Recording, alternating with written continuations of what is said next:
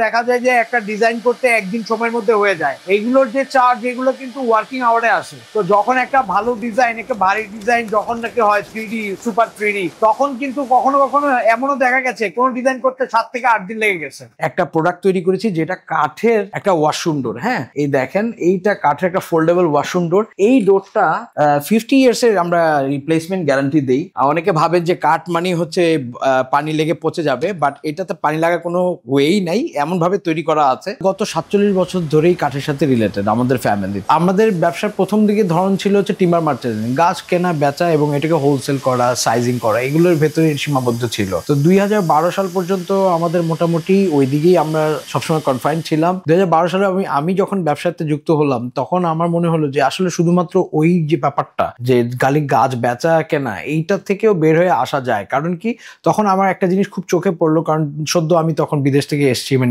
UK থেকে এসে দেখলাম যে আসলে এইখানে মানুষের অনেক ধরনের চাহিদা আছে। মানুষ অনেক ধরনের ডিফারেন্ট সব জিনিসপত্র চায়, কাঠের ভিতরে করতে চায়, ন্যাচারাল ওয়েতে করতে চায়, বাট আসলে ওইরকম করে দেওয়ার মতো যে একটা ক্যাপাসিটি, ওইরকম ক্যাপাসিটি কিন্তু খুব কম লোকেরই ছিল না। আপনি চাচ্ছেন হচ্ছে কি, ওই যে বললাম না, ড্রিমি একটা ডোর, ওইসব জিনিস নিয়ে কাজ করার জন্য কিন্তু আমরা এই ব্যাপারটাকে মাথায় রেখেই আমাদের এইভাবে আসা। আমি যদি বলি যে যখন এলাম আমরা এই সেক্টরে, তখন দেখলাম কি এখানে একটা বিগ চ্যালেঞ্জ আছে। কারণ কি, মানুষের কোয়ালিটি, যখন কনজিউমার যে কোয়ালিটিটা দরকার ওইটা কিন্তু অনেকে প্রোভাইড করতে পারতেছে না। তো আমরা এটা নিয়ে R&D করা শুরু করলাম। শুরু করতে করতে এটা নিয়ে কাজ করতে করতে এখন কিন্তু একটা ভিন্ন একটা জায়গায় পৌঁছে গেছি, যেটাকে যদি বলি আমি একটু সংক্ষেপে, যে আমরা এখন এক্সপোর্ট কোয়ালিটি জিনিসপত্র তৈরি করতেছি। তো এই দরজাটার ভিতরে স্পেশাল যে ব্যাপারটা আছে, ডিজাইনের সাথে সাথে সিম্পলিসিটি আছে। হ্যাঁ, লোকজন কিন্তু, আমাদের দেশের লোকজন কিন্তু সিম্পলিসিটি কে বেশি পছন্দ করে। একটা কথা আছে না, সিম্পলিসিটি ইজ বেস্ট। সিম্পল জিনিস পছন্দ করে, বাট সেটা দেখতে লুকেটিভ হতে হবে, সেটা অবশ্যই প্র্যাগমেটিক হতে হবে, নান্দনিক যে ব্যাপারটা। হ্যাঁ, তো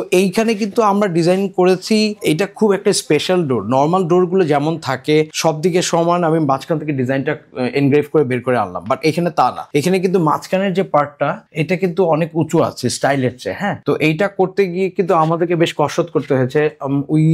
মানে আমরা অ্যাটলিস্ট 6 মাসের মতো আমরা কিন্তু এটা পেছনে কাটিয়েছি। ঠিক আছে, যে কিভাবে এই ডোরটাকে একটা আলটিমেট একটা ডোর হিসেবে তৈরি করা যায়। স্বপ্নের দরজাটা তৈরি করার জন্য কিন্তু সবচাইতে আমাদের কাজটা প্রথম স্টার্ট হয়েছে ওখান থেকে, আমরা স্বপ্নের দরজাটা তৈরি করছি। এটা কিন্তু সম্পূর্ণ ওয়েস্টার্ন একটা ডোর। আমার এখানে এখন পর্যন্ত এটার যত ক্লায়েন্ট ছিল প্রত্যেকেই অ্যাব্রোডে আছেন, ওনারা এসে সবচেয়ে বেশি এটাকে পছন্দ করেন। এটার বিশেষ কারণটা হচ্ছে এটা কিন্তু একটা ওয়েস্টার্ন লুক আছে। সাইড বাই সাইড এটা কালারটা হচ্ছে রেড ওয়াইন কালার, খুবই প্র্যাগমেটিক দেখতে রেড ওয়াইন কালার। সাথে আরেকটা জিনিস বলে রাখি, এই ডিজাইনটার স্পেশাল নাম হচ্ছে ইনলে ডিজাইন। ইনলে মিনস হচ্ছে গিয়ে দুটো ম্যাটেরিয়ালকে ব্লেন্ড করা। আমরা এখানে কাঠ আর হচ্ছে গিয়ে মেটাল, ব্রাস মানে পিতল যেটাকে বলে বাংলাদেশে, সেই পিতলটাকে কিন্তু এনগ্রেভ করে এটাতে আমি ইনলে করেছি। এই জন্য এটা নামটাও ডিফারেন্ট, জিনিসটাও ডিফারেন্ট, আবার কালারটা বলেন, আবার লুকটা সম্পূর্ণটাই ডিফারেন্ট। যেমন আমরা কিন্তু অনেক সময় বলি না যে বেহেশতের দরজা, মানে কি, বেহেশতেও দরজা প্রয়োজন হয়। সব জায়গায় দরজা যেমন পছন্দ দরকার হয়, ওইরকম তো আমাদের বাড়ি ঘরের তো দরকার হয়। বিশেষ করে একটা জিনিস বলবো, সেটা হচ্ছে গিয়ে বেহেশতের দরজা মানে বলতে আমরা বেশি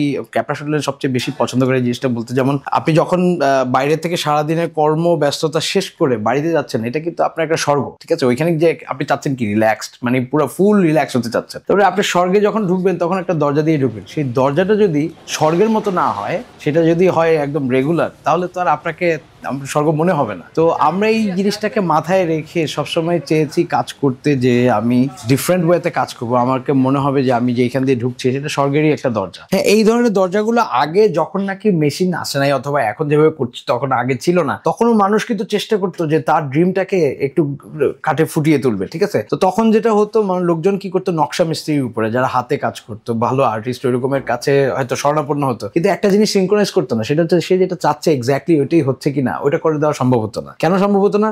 একজন আর্টিস্ট সে মেঘ আঁকতে পারে, হ্যাঁ, আপনি চাইলেন আকাশ, সে এঁকে দিল মেঘ, তার ক্যাপাসিটি হচ্ছে মেঘ পর্যন্ত, সে তো মেঘ ছাড়া তো সেই আকাশটা আপনাকে এক্সপ্রেস করতে পারবে না। কিন্তু মেশিনের বদলতে এখন কিন্তু সবকিছুই হয়, প্লাস যদি আমাদের মতো এফোর্ট থাকে তাহলে এভরিথিং ক্যান বি পসিবল। তো ব্যাপারটা হচ্ছে যে আমরা যখন কাজ করতেছি তখন কি করি, আমরা আগে লোকজনের রিকোয়ারমেন্টসটা নিই যে আসলে উনি কিভাবে চাচ্ছেন, তারপর আমরা ওটা ডেমো করি। ডেমো করে যদি তার পছন্দ হয়, দেন আমরা কিন্তু কাঠে এটাকে ট্রান্সফার ট্রান্সফার করে এটাকে এইভাবে করে এনগ্রেভ করে নিয়ে আসতেছি। দরজা তো শুধু দরজা না, এতদিন পর্যন্ত দরজা বলতে মানুষ বলতো যে একটা প্রয়োজন, আমি খুলে খালি ভিতরে ঢুকবো আর বেরোবো, একটা সিকিউরিটির ব্যাপার। আসলে কি শুধু সিকিউরিটির ব্যাপার? সিকিউরিটি যখন পারপাস সার্ভ হচ্ছে, সাথে কিন্তু আসলে অ্যাস্থেটিক লুকটাও যেমন সাইড বাই সাইড খুবই ইম্পর্টেন্ট। তো এই জিনিসটাকে মাথায় রেখেই তো আমরা নতুন কোনো এই প্রয়াসেই কিন্তু নতুন কিছু করার চেষ্টা করছি অনেক বছর ধরে, যাতে সবাইকে এই জিনিসটা প্রোভাইড করতে পারি যে দরজাও যেন অ্যাস্থেটিক তার মন মতো হচ্ছে কিনা, সিকিউরিটি যেমন সার্ভ করবে, সাথে সাথে আবার ওইটার অ্যাস্থেটিক লুকটাও আসবে।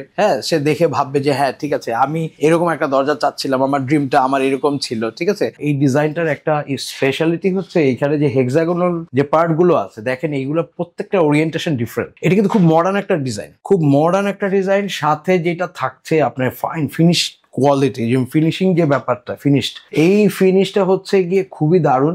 ডাস্ট অথবা ময়লা ধরার কোনো ওয়েই নেই, সব পড়ে যাবে। স্পেনের একটা স্পেশাল ডিজাইন, এই ডিজাইনটার নামই দিয়েছি আমরা স্প্যানিশ।